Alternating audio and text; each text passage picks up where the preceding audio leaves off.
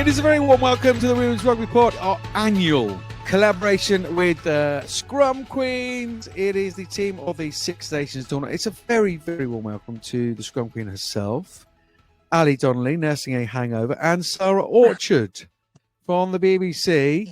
Ladies, how is Bordeaux? How are the hangovers? Okay, I feel like from a professional perspective, I should say I'm not hungover. I'm just very tired because I am old. I was hungover. I'm not anymore.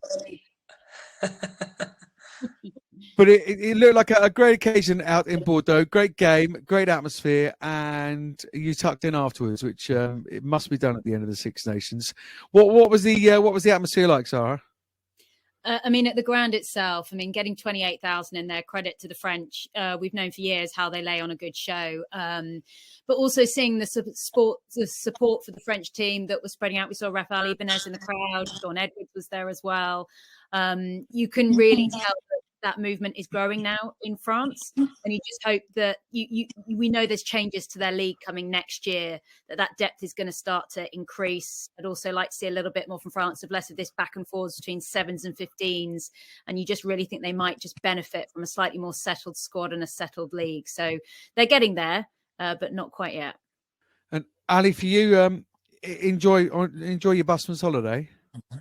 I did, yeah. And I think on the crowd, the crowd were brilliant and so fun. But if you didn't know that France had lost and you just turned up at the end and you didn't see the podium that England were on, you might not have realised France had lost, because the crowd, they stayed with them, they cheered them off the pitch. And that's unusual, I think, in rugby when a team loses. So that was actually quite a nice thing. There's a lovely bond, I think, between the fans and the players.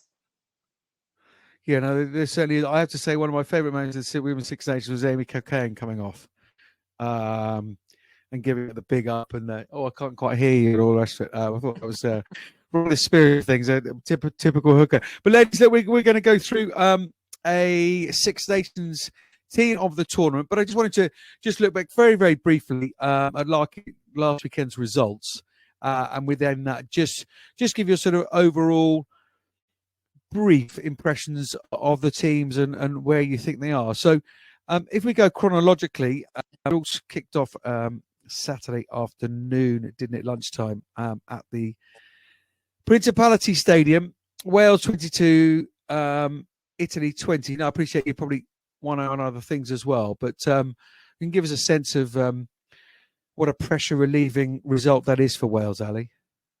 Huge result. I think even though they were at home, most people perhaps had Italy as favourites for that one, and they needed it. It went right down to the wire. I think the sight of Johan Cunningham in tears, I think, in the box afterwards is a big reminder that in this professional era we've now got, people's jobs are at stake, right? And I think that was kind of a sobering moment to watch, but a huge win, because even though they finished bottom, at least they've ended on a positive, and that momentum may be the thing that can carry that programme through the next few months. Yeah, if I just back up what Ali was saying there, I found the last 10 minutes of that match between Wales and Italy the most stressful 10 minutes of rugby I've watched the entire Six Nations. And as in just... I'm objective at all times, but the frustration of watching Wales in that 22, in that position to score for so long, and you see the 50-22 coming in from Flaky George and her just giving these platforms to her team, and then the line out going awry. It was just so frustrating. But for them to finally get over the line, it was sheer willpower that actually got them over there. It was an incredible finish. But as Ali says, the reaction of Johan Cunningham, and then the players who clearly still have huge affection for Johan Cunningham. He certainly hasn't lost that dressing room. There was many different layers to that story of that Wales win.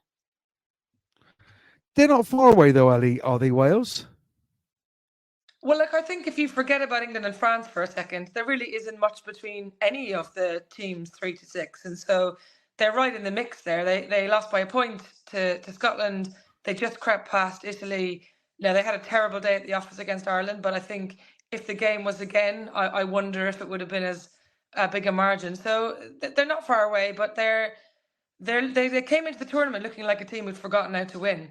and they looked drained of life. And perhaps that WXC1 experience really took it out of them, and they were beaten by big scores. So, look, ending on a win, same as it did for Ireland, I wouldn't underestimate how important that is.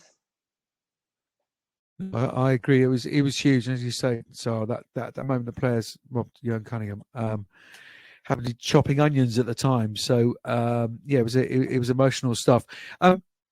Speaking of emotions, and it plays such a huge part, doesn't it? We talk about it on this pod a lot. Italy only just got sort of contact, not quite entirely sure what kind of contracts they are. A couple of weeks before the Six Nations, they just seem to be a little bit at sea. What's your take on them, Sara? I really think when it comes to the Italian squad, you're right when you mention the contracts. I think they were incredibly unsettled coming into the Six Nations. I think a lot of that told in that opening performance against England, particularly when they were playing against an England with 14 and then 13 for, a long passage of that fixture, that they just couldn't really put anything together. Add to that, I mean, when you look at Italy, and when you break down how they've played, I don't really feel that their game is evolving. They're still kicking an awful lot of ball. It's perhaps slightly less erratic than it used to be, but it's still a very similar game plan. And you look at the backs they have at their disposal.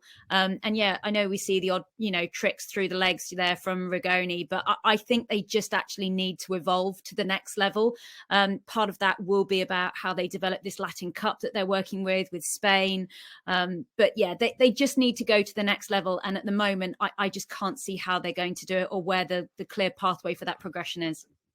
Let's move on to Ireland, Scotland then, Ali. You must have been a very, very happy lady to see Ireland overturn Scotland 15 points to 12 with the Kingspan there in Belfast. What have you made of Ireland's progression through this tournament? Yeah, well, look, I don't work for the BBC, so I can be less impartial. And I can say that I was very pleased that we got that win. It wasn't a good game. I think there was a lot of poor fare in that game, a lot of mistakes, a lot of errors. Both sides looked very nervous. But look, I think a solid kind of 6 out of 10 for us, when last year it was maybe a 3. So definite progression. I think the most positive thing for us is that we did well, all things considered, in the end, getting the 2 wins, finishing 3rd, qualifying for the World Cup, WXC1. Those are all good things. But there's loads of areas for improvement, and some of them are really, really obvious. And that's a great place for the coaches to be. I think seeing the emergence of some new young players, Dan O'Brien, 20 years old, Aoife Wafer, 21, Katie Corrigan also making her debut. So there's a kind of spine of young talent who have not looked out of place in the Six Nations. So all in all, decent job. Scott Beam would be very happy, and loads of progress ahead. So I think good job, Ireland. Now, I know you have a little sweet spot for Scotland through your partiality, obviously, Sara, but we've all been, oh, come on, get the win, and then they get a raft of them through XV and what have you. And I have to say, I tipped Scotland to take this one. They'll be disappointed because they were very, very adamant pre-tournament, at the launch and what have you. We're qualifying for the World Cup, this Six Nations. That's what we were doing. When the dust settle over the next couple of weeks or so, will they be pleased with their Six Nations? I don't think they will be pleased, if I'm totally honest. They'll be very pleased with their one performance against France. But when you look at their actual performances on paper, it's very clear that Scotland's defence is very strong. They don't leak a lot of points. If you remove particularly that performance against England, look at the effort they put in against France. They can play against big teams. Scotland's issue has been actually scoring points in the Six Nations. The problem has been their attack. And when I've watched them back a few times, getting over that gain line has been an issue for them. It's as if they need a few more big women to get over those lines. It's not that they don't have the ball. They can keep it for long periods, but they go side to side and backwards. They don't know what to do with it. And then they have to kick it away to get it moving. And then they've given the ball back to the opposition. So I think that's what they need to really ponder as they go forward, is how they're actually going to develop their attacks. They can actually get more points on the board. Would you concur, Ali? 100%. They could have beaten Ireland. And actually, they don't have a very good record in Ireland. Even when we were at our lowest ebb, I think we did very well against Scotland. but totally agree. They play very nice attacking rugby, but their kind of killer instinct in the 22 or, at the end of a bunch of impressive phases has eluded them. I wonder if Jade Conkle coming back into the Quins kind of setup at the weekend, they missed a player like her, as you say, a big ball carrier. But I think, look, they'll be really disappointed to lose Charlton, because 3 wins would have been fantastic for them, and they were within, minutes of doing it. So yeah, they'll qualify for the World Cup anyway, I'm certain of it. But I think, given everything that's gone on there over the last few years, I think they should be pretty positive on reflection. 2 record wins as well, by the way. First wins in Italy and Wales for a very long time. So plenty of good stuff there. Yeah, and I like the kind of individuals beginning to really grow and pop their head above the parapet in international rugby. I thought Emma Orr in the centres, just beginning to really enjoy a test match rugby, and Meryl Smith coming through as well. So yeah, there's some bits there for Scotland. Let's go to France then. As a team, marks out of 10, Ali, for France. Good question. 7, maybe 7.5. I think all the tools are there for that team to compete with England. Getting it together in a tactical way, I think, has been what's eluded them. So, I was very surprised after the game when people thought, said to me, "Oh, that was very close in the second half. France made a real game of it." And for me, the game was over at half time, and England just, France finally scored a try in the second half, and Alex Matthews scores a minute later. It was like England had just said, "Yeah, whatever, no thanks." So I think they're a very good team. They're by far the second best team in the Six Nations for sure. But I think some tactical nous about when to speed up, when to slow down is missing. And I don't know, Sarah, if you missed the post-match press conference because you were still doing your broadcast stuff, but it was really surprising, the answers that David and Gail gave. They sort of said, we're very, very close. It's small detail. And I just don't think that's true. I think they're a very good team, but they're not very close to England, actually. England won the game, to me, comfortably. That said, they're fun to watch, aren't they? And when Bourdon goes for it, it's fun. How much do they risk Caroline Drouin, this Six Nations, Sarah? Do you know, I actually was quite impressed, actually, with Kewa at fly half. She's very young. I wouldn't say that she was actually the issue with the team. I would say it's actually more of a leadership issue. Perhaps that they were lacking on a stability issue. There were, as I said, players popping in and out to play sevens is not a good look now. I know, particularly for France, it's an Olympic year, so I will give them a little bit of license. Paris 2024 is a big deal when you are a host nation. But still at the same time, I just think with France, I don't necessarily think it's the players here, and it's a similar situation to Italy. I think it's what's going on above them that is the problem.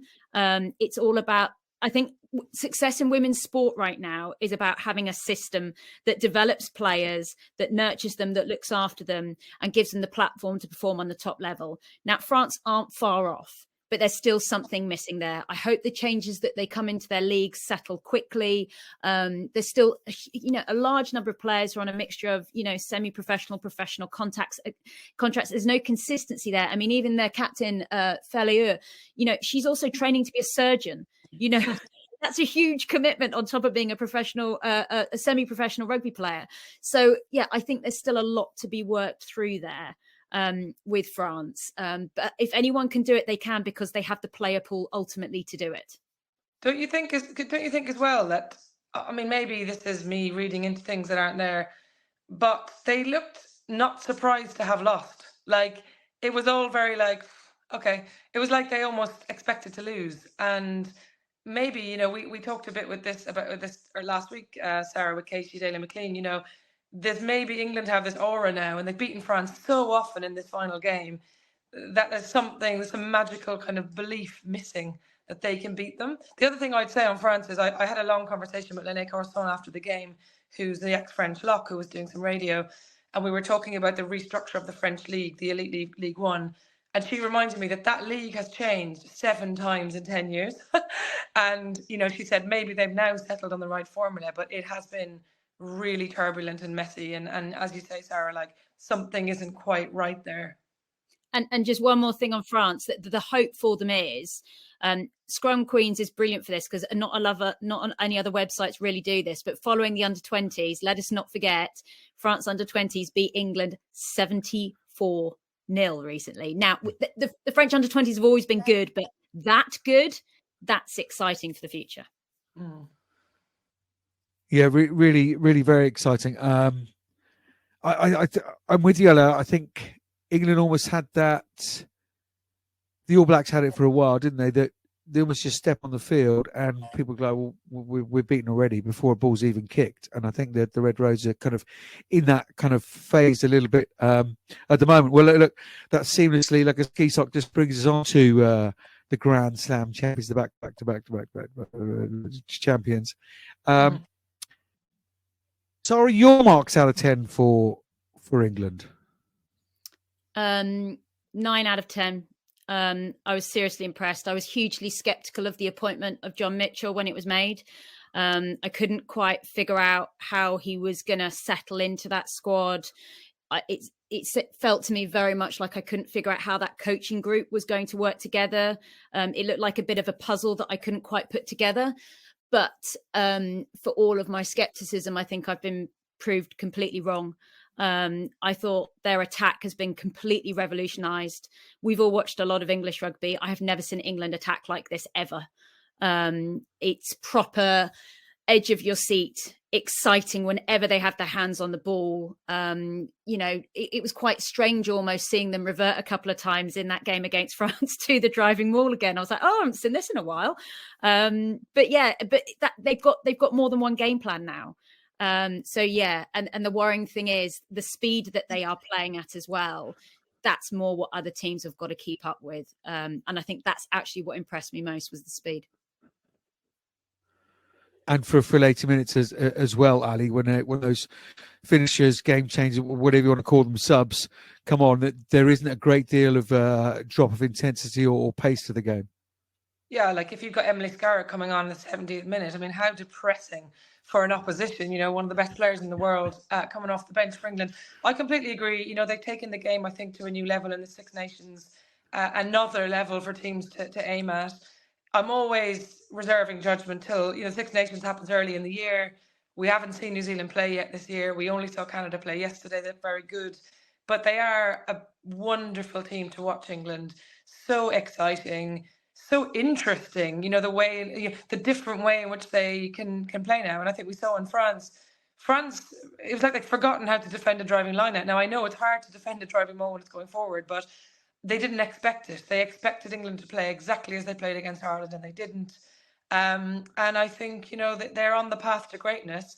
It's whether or not, we get a New Zealand team next year who do what they do best, which is peak for a World Cup final. But right now, what a great team to watch. And I'm not English, but I can sit back and enjoy it just as much as anyone else. Yeah, there's a fascinating point about John Mitchell. I think we're all a little bit, really? And I think that hard edge that he has underneath it, I think that's what England saw was to that killer instinct to get over the line. I think he's also seen sort of Wayne Smith enjoy himself and almost he can't impress himself on the team. He has to mould and malleable around the team because it's such a strong sort of culture within the girls, and I think it's the same with the Blackburns. It's it's fascinating stuff. 42-21, and England have the Grand Slam. So therefore, do we think that this team is going to be dominated by Red Roses? Let's go through. Let's start at 15. The easiest that one. Might be dominated by a Red Rose, is it? Should we bother? Ellie Kildunn? Yeah. I don't think anyone's come close to making an impact for their team or for the whole tournament. So well done. Ellie Kildunn it is. Right wing. Ali. Yeah, so I've gone with Abby Dow. Should I do my two wingers? Yeah. Let's nice. Do two wingers. Yeah, we'll do two wingers, two centers. Yeah. Yeah, I've gone Alyssa Dinka. I know she played a 13 a little bit. and Abby Dow. I think Abby and Ellie were superb as a duo, and I thought Dinka was Italy's best player consistently, and caused havoc in defences. So they're my two. Do you have any different, Sara? Any different? I do have Alicia Dinker. I wanted to give a special mention to Katie Corrigan, who I thought did very well actually for Ireland. But on the other wing, I've actually put Marine Ménager. Couple of tries against England in that Grand Slam decider. She's the French vice captain. And I think sometimes it's very hard to make an impact when you're on a wing, but she was certainly standout in that final fixture, and one of the few French players that I really thought put her hand up to say, come on, we can do this. So yeah, I put her on my other wing. Who's got the casting vote here? Is it you, Johnny? It would seem so, Ali. Yeah. I had Dinker. My other wing was Abby Dow. Perhaps that's just I'm I'm just a big fan of hers. But she's world class, right? Everything she does is very, very, very special. And I think consistently through the tournament. So sorry, Sara Orchard. It'll be dull if we agree on everything. So that's all. Indeedy so. Let's go to the centres. Why don't you have first dips on the centres then, Sara? I'm going to be very dull here. 12 is Tatiana Hurd and 13 is Meg Jones. The only sort of special mention has to go to Emma Orr for me for Scotland at 13, but I can't look past that duo, who I thought were exceptional. So I've got a different 12 to you. I have got Meg Jones because I don't think you can possibly pick anyone else. She is sensational. I think she's a wonderful player. I've gone Gabby Vernier because I think Tatiana's brilliant, but this is really harsh, but England's backs were playing off such a wonderful platform that she had more time on the ball than any other 12 in the tournament. That doesn't mean she didn't do brilliantly with it, but I think Vernier is the glue of a changing French backline. So that backline moved around a little bit outside of her, some of which you referred to earlier with sevens. She always turns up for France. She scored a wonderful try against England. Her tackling is outrageous. And imagine her and Meg Jones playing together. That's my pitch. I love the pitch. And I think the other nod to Tatiana Hurd is you every scarret coming back, breathing down your neck, and you still put out performances like that. That's not easy. I thought she was. Meg Jones is in a 13 shirt, and if we could just wrap her in cotton wool now through to the World Cup, that's fine by me. Tatiana Hurd, Mel Smith, quite a little cameo there. She did little time there, well. 15 as well. Yeah, Lisa Thompson as well. Worth a mention. But yeah, I do agree. I think Vernier, the level of consistency is exceptional. And the line and the tackling. I'm going to go Vernier. So that's 2 votes for Vernier. I'm really bad, Sara Orchard. You keep getting outvoted. Is that Gabby Vernier and Megan Jones in the centres. Half backs. Let's go 9 and 10. Ali Donnelly. Yeah, 9 was tricky, I think. I've gone with Mo Hunt because I think she has. Well, firstly, it's not why I picked her, but the story of her coming back in. She's not 21 anymore, but she's still playing like she is, I think. And I thought she dictated the tempo at which England wanted to play. And I thought that was very impressive. I love Pauline, obviously. But I think I think Claire Thomas and I had this debate the other night. She would have picked her because she was saying, there was a game or two that they wouldn't have won without her. But I think against England, actually, tactically, I know she was wonderful, but in that second half, like she just didn't give them a chance to slow down, and it was like a bit of a. So I'm going Hunt, and I'm going Keira for 10 because I thought consistently she was excellent, and I feel this is harsh again, but Aitchison I think had a brilliant final game, but if you're playing behind that pack, life is just a bit easier, and maybe her consistency didn't quite reach the same heights. So Hunt and Keira for me. Okay. Sorry. Right. Oh, no. Okay, right. At number 9, I do have Natasha Hunt. For me, the speed of her distribution was the platform for England to do what they did. And I've said this many times, the way England play now suits Natasha Hunt down to the ground. And I don't think there's another scrum half that can play and suit England better than her at the moment. So she is absolutely key to them. So she was my 9. And then 10, I actually went down a different route about what I actually thought was good from a 10 in this Six Nations. In particular, Flaky George is not my choice, but I wanted to give her a mention because I just thought she did a huge amount of work without a lot of support going on behind her. She was kind of out there on her own a lot of the time. I think she got 3 50-22s in the competition. You know, no one else was performing at that level under that much pressure, except the one player I am going to put at 10. And that for me was Dana O'Brien. Again, just the amount she had to kick to get that ball away, to give Ireland that go forward. For the age she is, for what she is going to become, I couldn't be more impressed than with that woman. So I put Dana O'Brien as my 10. I'm with you on the 9 because there's quite a bit of chopping, changing across the board. Border on Sansus fits and starts. I think there's an incredible maturity to the way that Mo Hunt is playing now. But I'm with you. O'Brien, for me, at 10.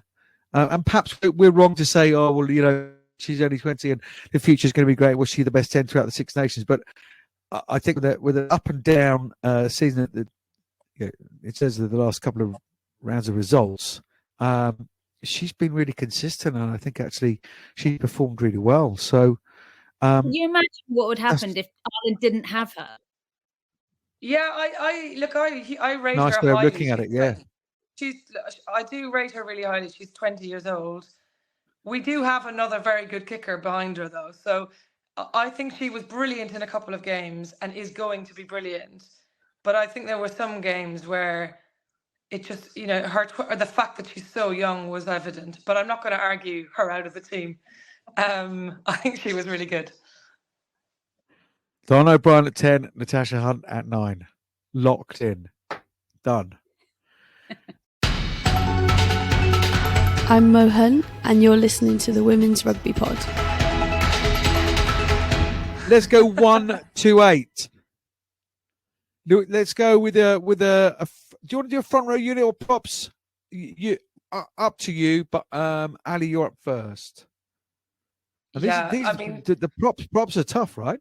Yeah, this is one of these that I've written my number 1, but I've put 4 other names down. So I've gone with Hannah Bottomman at 1. I think consistently she's gone up a level for me. Not just the set piece is excellent for England this year. Her carrying is fantastic. Her turnover, her ability to make a nuisance of herself with a breakdown. But there are a whole other load of props that I would give honourable mentions to. But Linda Dugang, Gwentley and Pruse, you know, Annalie, my pronunciations are so terrible. This is why I don't commentate. Hey, I think. But I think Bottomman is my 1. I'll stop at 1 because I've mentioned about 100 players there. No, that's good. Let's just stick with the list then, Sara. I agree. For me, it was Hannah Bottomman. I thought she should have got player of the match against Scotland. She's playing on a new level. Now that Vicky Cornborough, who was always the first name on the team sheet at 1 for England, is not there anymore. I think she's really risen to it. She's playing in a much more mature manner. Particularly the work she's doing away from the scrum is what's really evident as well. And it's valuable hard work. So yeah, Hannah Bottomman. And I think it's a bit like Mo Hunt, isn't it? The way that England are playing. Before Vicky Cornborough, you might have had a Mackenzie Carson, you know, more solid scrummager, really, or certainly that's the perception. But Hannah Bottomman, a set piece work has been fantastic. And I think there's absolutely no arguments whatsoever. Hannah Bottomman is our loose head prop. Let's go tight head then, Sara. But again, I don't think there's going to be too many arguments here. Well, look, I did consider putting in Kaufawi, just because, you know, she did have a very strong Six Nations, but her discipline in the last 2 games is what has cost her, you know, a yellow card against Wales and a red card against England. They needed more than that. And Maud Muir, you know, she's no longer a roaming front rower. She's an out and out tight head. Again, a contender for player of the match in a number of fixtures. And yeah, I couldn't see past her. I did pick Cafu. I did pick Cafu. I know her discipline wasn't great, but to me, she's been one of the outstanding French players. So I had her in there, but I won't argue. Maud Muir was number 2. Honourable mentions to a player who gets no coverage or mention, Christy Haney, the Irish team. Our scrum was excellent this year, and she carried really well, and no one ever mentions her. So I thought she was really good. Tupulosa also, Sara Say at times.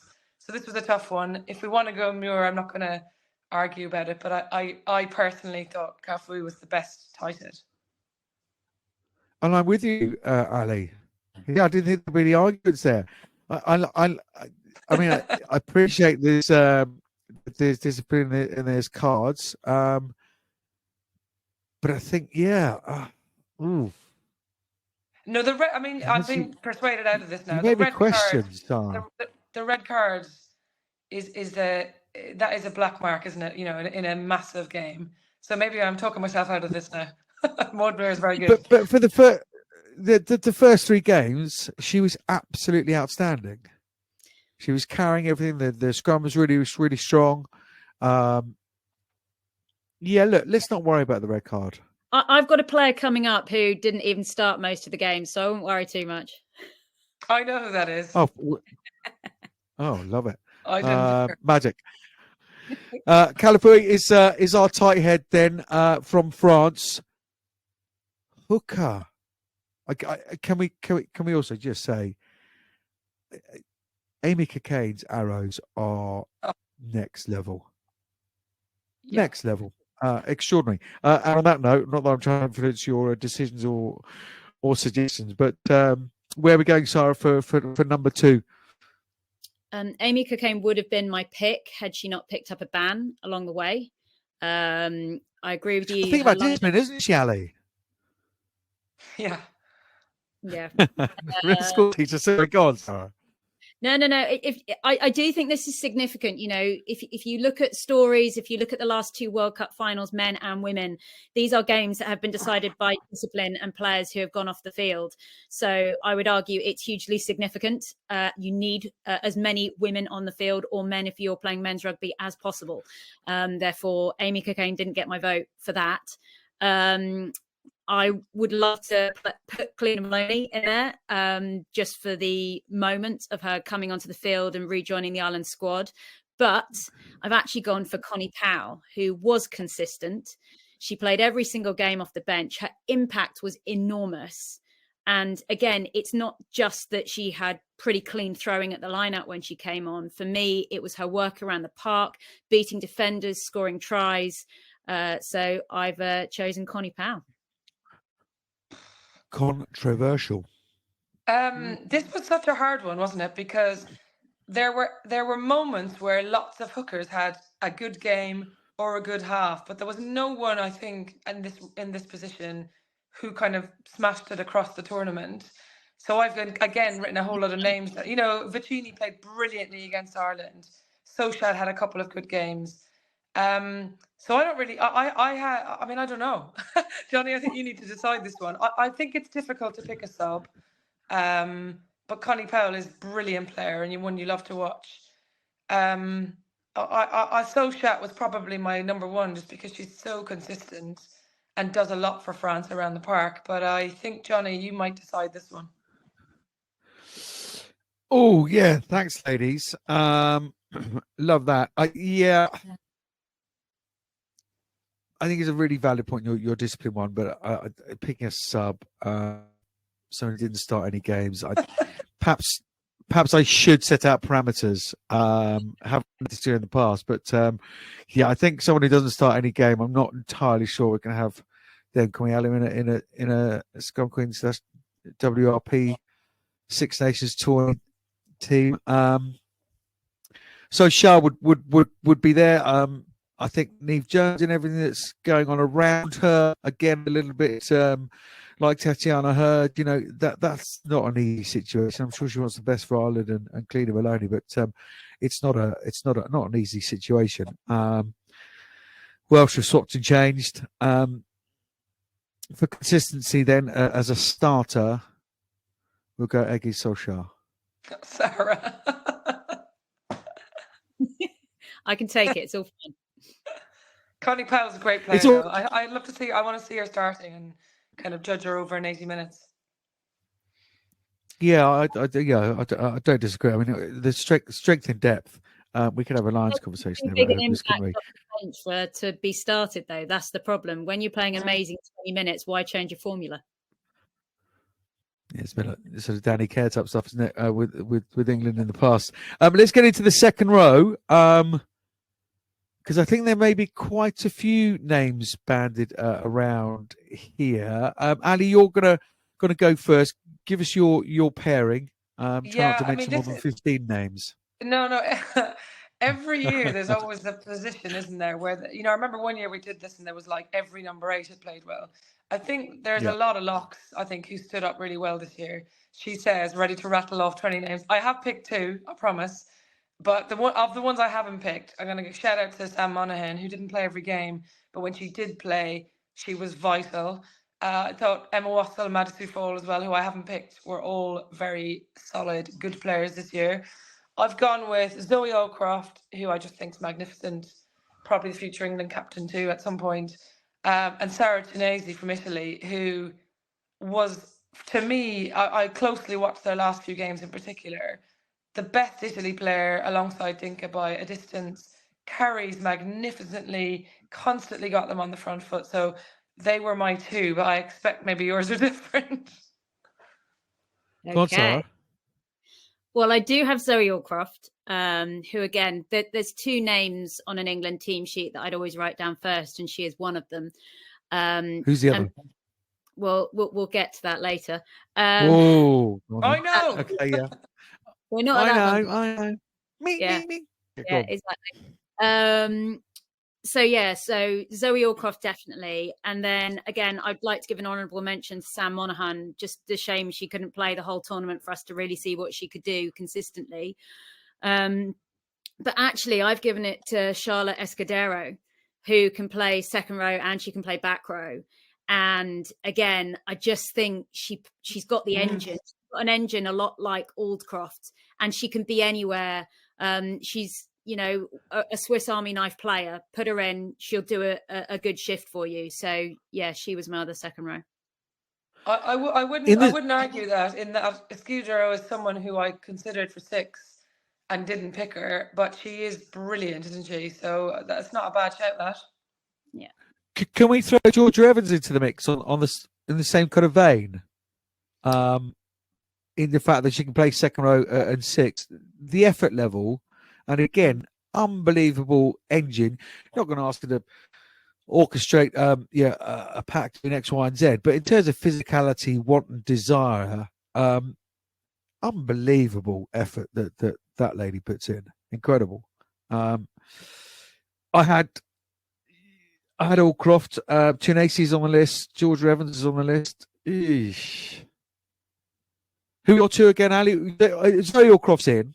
That's locked in. We could park it till we get to 6, 7, and 8. I had Tunasi and you had Escudero. Yeah, Escudero. Something like that. I'll be honest, the jury is out. I've been told we've called her Escudero for years, and I had to agree with World Feed we'd call her Escudero, but I have been told by other people she might pronounce it Escudero. All right, so what you're saying here is that I am right. Yes, I think so. Yeah. I've always gone Escudero. Yeah. Okay. Yeah, because the combination of the balance, Ali. I know you like to have your balance in your back 5. So yeah, that's fair enough. Who's going at 6 then? Sarah, I believe it's your turn to pant out first. Do you want to do the flankers or the whole unit? Entirely up to you. All right, I'll do the lot. We'll get through it. Here we go. Right, 6, Aoife Waiter. I know perhaps she got a bit lost in that game at Twickenham. But 21 years old, that's what won it through for me. The meters she made for Ireland, particularly in that performance against Wales, was just absolutely outstanding. And the future for that woman is something special. For 7, it's my only Welsh player in the squad. She's played every single minute of the Six Nations, and boy, did Wales need her to play every minute of the Six Nations. That was Alex Callender. Again, I think she's a future captain of that side, a real heartbeat and a lifeline for them at times.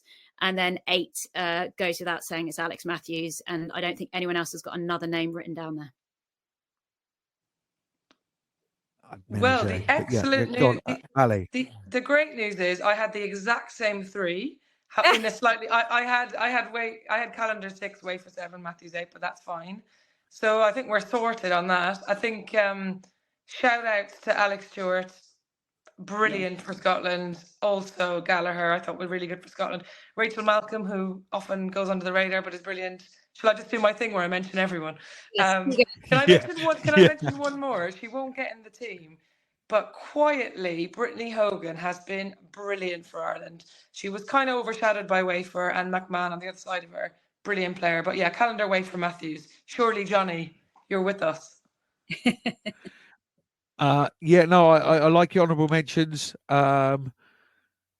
I do think Sara Orchard is growing in lots of different ways, and I think another one who clearly been given key to the leadership room and is opened the door and is gone in and thoroughly enjoying herself in that role. I had Alcal and I had Matthews. Again, I'd wait for it 7 and Alcal at 6, but back row completely sorted. Wow. So that means our second row then for the balance. Alex Matthews at 8, Eva Wafer at 7, Alex Callender at 6. We'll do it that way. Who's going to be the second row out of Fall? Who else was mentioned?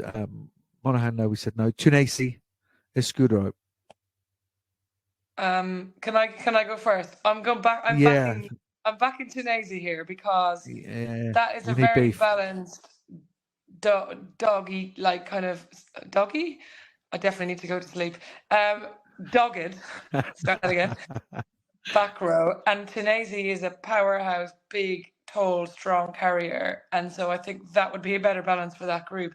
I've just realised we've not picked a Scottish player here in the whole team. That doesn't matter. Yeah, I know. I'm just saying, which sounds a bit harsh, but I'm going to Tunisia Allcroft. I've done my pitch. I do like Escudero. For me, what it's going to come down to, though, is those who performed against England. And for me, did Tunisia perform against England? No, not really. That Italian team were lost in that because that's ultimately was the ultimate test for all of those teams and who stood out. And for me, when it came down to the ultimate test, Escudero did turn up and she was noticeable. Fair. Oh, a terrible judge. You've got to give me one. Just one. Give her that one. I'm happy. Are you feeling hotter? That we haven't gone with your picks all evening. Escudero is then. Yeah. Escudero. You know, we're gonna get stick about that. You're gonna post that up and 12 people are immediately gonna tell you that she's not a second row. Yes. Yeah. Do you realise she's not a second row? She's normally a 6. So here we go then, ladies. Kildun, Dow, Megan Jones, Vernier, Dinker, O'Brien, Hunt is the back line. Bottoman, Sosha, Calafui, Allcroft, Tunet, Escudero,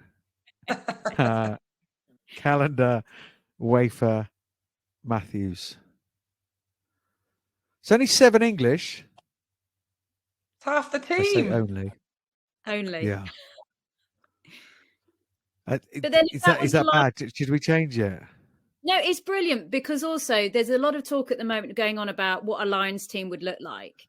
And I know we've got French and Italian players in there as well, but we are talking about other women in the mix here. And I think that's absolutely vital And it's also important that England realise that they can't always have everything their own way. And they need some pressure on them, don't they? Surely, blimey. Yeah, I do want to say, at the risk of our Scottish fans contacting us, there are loads of Scottish players who played very well this year. It's just in some positions the depth is crazy, isn't it? Yeah, Emma Orr would have been right up there for me, but there's a standout 13. You know, Emma Orr, and are we playing her at 12? No, probably. Oh, No, I think you're right. I think she's up there. Skeldon's up there. Malcolm's really good. Stewart's really good. Gallagher's really good. But you wouldn't pick them just ahead of some of the ones we have picked. But I just don't. I fear the social media wrath. yes, there is going to be. Will be fine. Yeah. And we've got. I'm just on my 7. 1 Welsh, 1 Italian, 2 Irish, 4 French, 7 English, 0 Scots. And that's all because of Ali Donnelly from Scrum Queens. Well done. Good. Just to add, I think one of the reasons that we haven't put any Scottish players in there in particular is how we described it right at the beginning, is because they have been a hugely defensive side. They've been less of an attacking side in this Six Nations. You know, it's unconscious bias. You are always drawn to a strong attack and a carry and something that's going forward. It's always hard sometimes to credit someone who is doing a lot of the unseen work sometimes. And you feel maybe as a unit, that is what Scotland have been doing rather than standout individuals. Yeah, I think that's right. And there's a reason, isn't there, that Ellie Kildon's the player everyone's talking about. It's not because of her tackling, you know? Yeah, exactly.